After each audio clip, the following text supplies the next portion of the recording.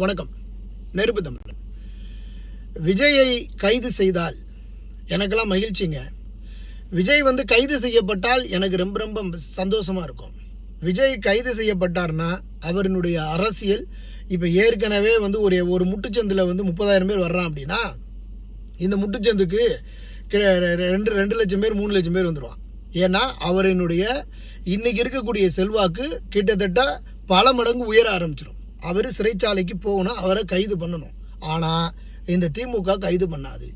திமுக கைது பண்ணுச்சுன்னா டனக்கு தான், அது தெரியும். அதனால இன்னும் ஒரே ஒரு முறையாவது நான் 2026 எப்படியாவது அதிமுக எதிர்கட்சியாக சரியா இல்லை, நான் எப்படியாவது உட்காந்து முதலமைச்சர் ஆகி இருந்துட்டு என்னுடைய ஆசையை நிறைவேற்றி முடிச்சு விட்ருங்க அப்படின்னு நம்ம முக ஸ்டாலின் ஐயா ரொம்ப ஆசைப்படுறாப்புல.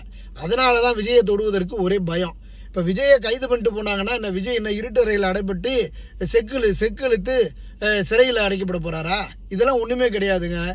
இது அங்கே போனாலும் அவருக்கு முதல் தரமான ஒரு ஜெயிலில் அறையை தான் கொடுக்க போகிறாங்க. அங்கேயும் போனாலும் ராஜா தான், வீட்டில் இருந்தாலும் ராஜா தான்.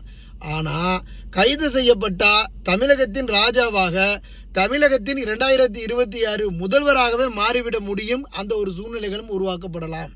ஆனால் முதல்வர் அப்படின்னா அது சாதாரணமான ஒரு விடயம் அல்ல.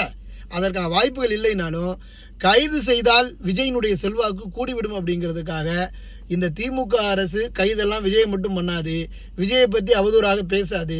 பேசிச்சு அப்படின்னா ஒட்டுமொத்தமாக திராவிட கழகத்தினுடைய சோழி முடிஞ்சிடும். அதனால் அவங்க செய்யவும் மாட்டாங்க. விஜயை கைது பண்ணால் எனக்கு ரொம்ப மகிழ்ச்சி. எப்போ ஒரு தலைவன் கைது செய்யப்படுகின்றானோ அவன் மக்களுக்காக போராட களத்துக்கு தயாராகிட்டான்னு அர்த்தம். அதனால் இன்னமும் விஜய் பயப்பட மாட்டார், இன்னமும் விஜய் களத்தில் இறங்கி அடிப்பாருங்கிறதுல எந்த மாற்று கருத்தும் இல்லை.